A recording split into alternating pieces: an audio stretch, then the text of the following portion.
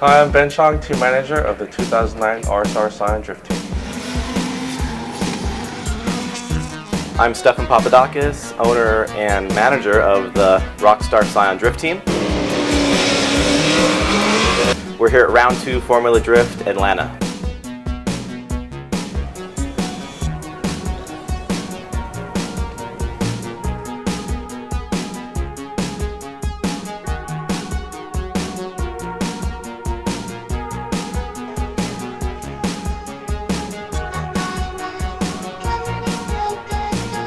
Foust and Gucci. Woo!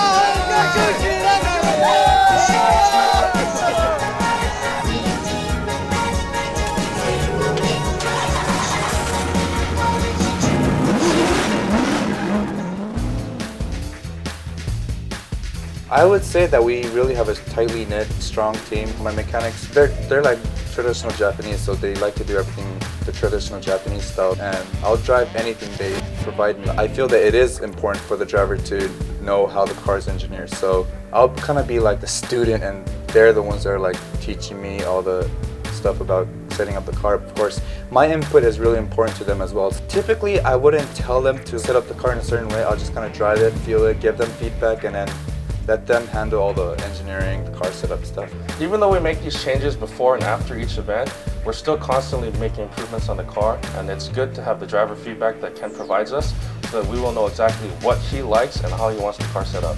The relationship between a driver and an engineer or a manager or whatever is it's a really tricky one, you know, because if your jobs or your area of expertise overlap, that can, you can step on some toes. In drifting, if you have a problem, you only have 5 minutes to fix it. It's not like you have all this time in the pits. We have to change things very, very quick, and it's very high stress, so you have to be very delicate on a race weekend. Luckily, with our team, we've got very few people on the crew, and so it's difficult for jobs to overlap. So we get along great. My job is basically to try to get the car set up to be comfortable for me and to get through the track as well as possible.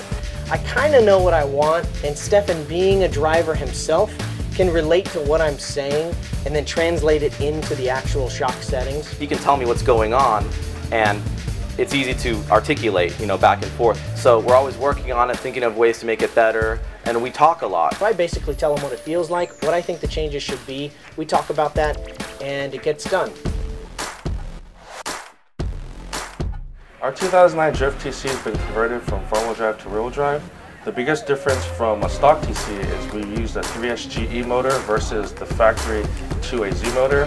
It uses custom piston and rods. We have turbocharger and custom intercooler and radiator setup.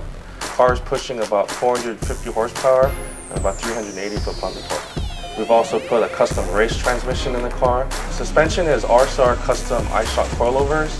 We've changed the front suspension to make it a little bit more aggressive so we can get a lot more angle out of the car. We've actually widened the body about 2 inches in the front and about 3 inches in the rear. Overall, with that and the graphics game, it gives us a very unique look.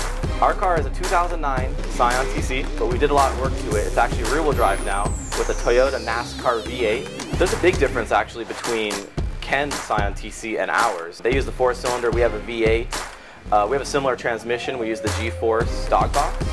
And then they're using a lot of the Scion suspension in their back, but we're actually using the Toyota Supra rear suspension. So it's really strong, really good for drifting.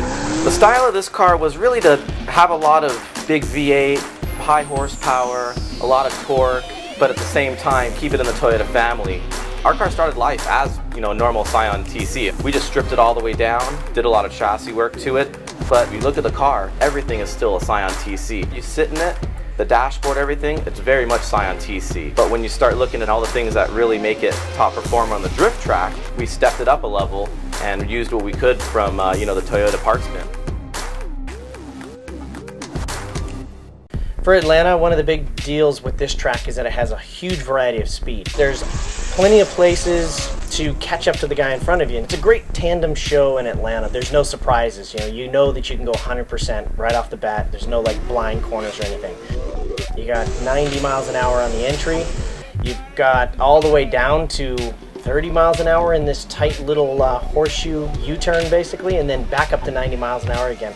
You can imagine kind of accelerating 50 miles an hour up to 90 miles an hour while you're sideways and grabbing a gear while the tires are spinning. It's a tricky thing, and it's really hard on the gear. There's a lot of tuning involved at the different tracks, and depending on the weather even.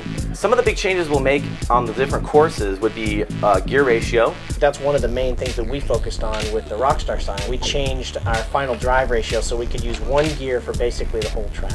Compared to other tracks in the Formula Drift series, it's one of the easier tracks because of course there's no walls here. I can push it as hard as I can and it's not going to damage the car.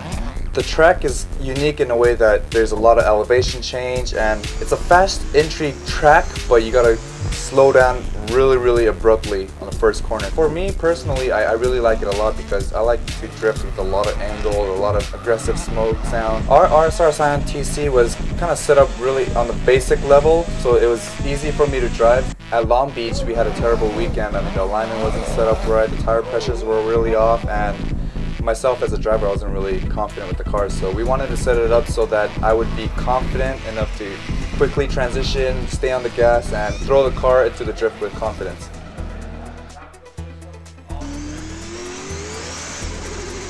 Here at Road Atlanta, I'll start the car in first gear, run through the gears, averaging about 85, 86 miles an hour. I'll use a side brake, go into the left turn corner, and get right back on the gas in third gear, transition to the right corner, and I'll downshift to second gear at the clipping point, shoot the car towards the outside of the horseshoe, and try to maintain the average speed of the horseshoe, 35 or 40 miles an hour. From there, I'll upshift into third gear, exit the horseshoe while maintaining speed, and then go to the downhill section of the course, and then transition to the right and exit the course. Off the launch, I just try to get a little bit of wheel spin, grab second gear real quick, and then let that one rev up to 8,000 RPM, then into third gear. The handbrake is pretty long, slowing down, looking for the point where I can dump the clutch, and going through the first corner, looking for a little bit of tire smoke here. The transition can be tricky because it's slippery. Make the transition and down into second gear into the horseshoe. Now the judges can see exactly what's going on in the horseshoe, so you try to get the back tire right along the outside to add a little bit of RPM there so it sounds good.